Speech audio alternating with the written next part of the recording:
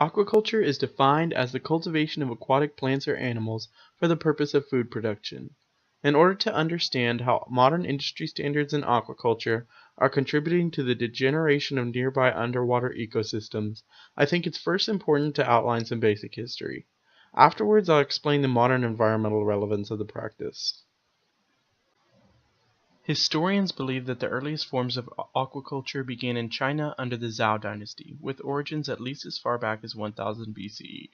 Early practices in China focused on the cultivation of Asian carp. Carp were historically raised in ponds alongside other forms of livestock. Carp were an efficient source of necessary protein, and their cultivation required little to no effort. Animal manure was used to induce algal growth, which in turn supported larger and more dense populations of carp.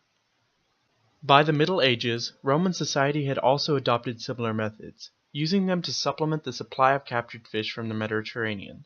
During this time, farmers continued to integrate new varieties of fish, shrimp, oysters, mussels, and even some aquatic plants. The popularity and the necessity of these products brought aquaculture to colonial Africa as well as the Americas during the 19th century.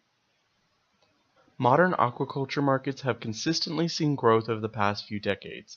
Market trends, advancements in methodology, the proliferation of antibiotics, and ever-increasing demand for fish products has provided a steady backbone for growth. However, aquaculture has also risen in demand in response to a decline in supply from many coastal capture fisheries. While aquaculture is becoming more efficient, fishermen are facing less and less viable capture rates amid warming ocean temperatures.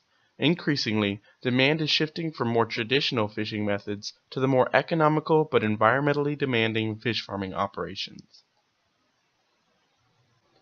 There are many aspects of modern fish farming that give marine biologists and environmentalists cause for concern. First, aquaculture operations are intensive in that they require large, caged facilities which occupy space that would otherwise be reserved for species habitation. The impacts of this can be more severe in certain instances. For example, shrimp farmers tend to favor mangrove forests and salt marshes because shrimp ponds perform better in those environments. However, those original shrimp ponds eventually become depleted of nutrients and they're abandoned to build new ponds in nearby sites. Over time, this has caused a demolition and subsequent abandonment of over 1 million hectares of crucial habitat. The environmental effects of aquaculture don't end there. As live fish are forced to crowd together in cages, regular tidal and water flow patterns become insufficient to disperse their waste products. Researchers studying farms raising salmonid species found that there were measurable differences in the concentration of certain metals and nutrients downstream from farms. A group of marine biologists has linked these accumulations with the die-off of large underwater meadows, which are the diet of many marine species. Biotechnologists have even found that species of phytoplankton become less genetically diverse near fish cages, as only a handful of species can withstand the concentrations of heavy metals. The preservation of species, and especially of producers which make up the basis of the food chain, is of utmost importance to marine ecology. If the aquaculture industry continues with current practices, the potential consequences are dire. Environmentally and economically, the U.S. and other affected countries could face species loss, the decline of commercial and recreational fishing and tourism, and perhaps worse as marine ecosystems struggle. Luckily, ecologically friendly solutions to the problems aquaculture faces are on the way. Some projects suggest the use of floating cages to raise fish on the open ocean.